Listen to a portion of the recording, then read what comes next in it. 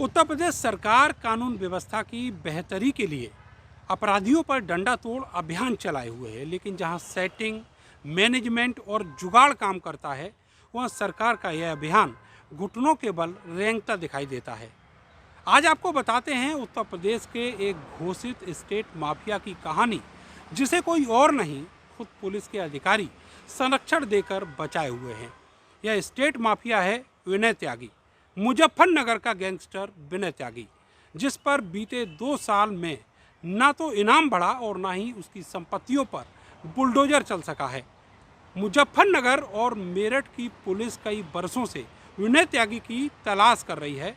उसके सिर पर महज 25,000 रुपये का इनाम है।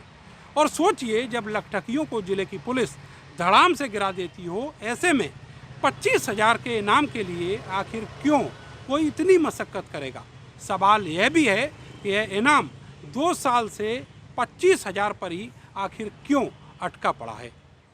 विनय त्यागी ने 8 साल पहले अपने ही 2 साथियों का कत्ल कर दिया। यह कत्ल बड़े बेरहमी से किए गए। इनके नाम थे राजीव टुर्री और प्रवीण शर्मा।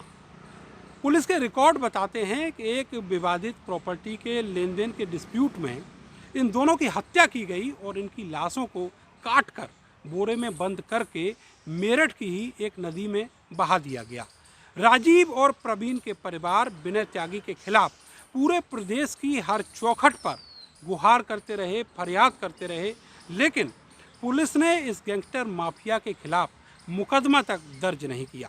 2 साल पहले एडीजी मेरठ ने इस केस की जांच कराई तो पता चला कि विनय त्यागी उत्तराखंड एसटीएफ के इंट्रोगेशन में इन दोनों की हत्या का कबूलनामा दे चुका था।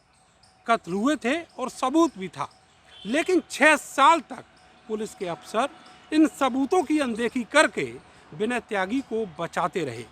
एडीजी के आदेश पर दोनों कत्लों के मामले में मेरठ के ब्रह्मपुरी थाने में मुकदमा दर्ज कर लिया गया। विनय त्यागी ने इस केस से अपना नाम निकलवाने के लिए खूब जोर लगाया, लेकिन मेरठ एडीजी लगातार पुलिस की जांच पर निगरानी रखे हुए थे। फरार हुए विनय त्यागी के सिर पर काफ़ी मशक्क़त के बाद 25,000 का इनाम रखा जा सका, लेकिन बीते 24 महीनों से इस इनाम की रकम 1 रुपया भी नहीं बढ़ सकी है। विनय त्यागी का कुर्की वारंट उसके घर की चौखट पर चस्पा करने भर में पुलिस को 20 महीने से ज़्यादा का वक्त लग गया। एक फौरी कार्रवाई हुई और फिर से पुलिस के अफसर चैन की चादर तानकर सो गए। हैरत की बात तो ये है कि मेरठ पुलिस ने इस केस में विनय त्यागी के पैतृक घर पुरकाजी जाने तक की जहमत नहीं उठाई। विनय त्यागी और उसकी बीवी मुजफ्फरनगर के पुरकाजी से ब्लॉक प्रमुख रहे हैं।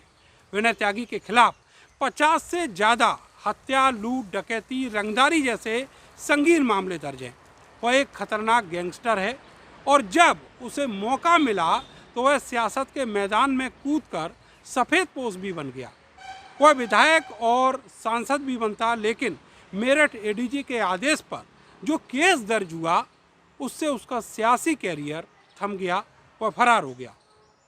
पूर्वांचल से लेकर वेस्ट यूपी तक बड़े बड़े माफियाओं पर चलने वाला बुलडोजर विनय त्यागी के नाम के आगे स्टैचू बन जाता है।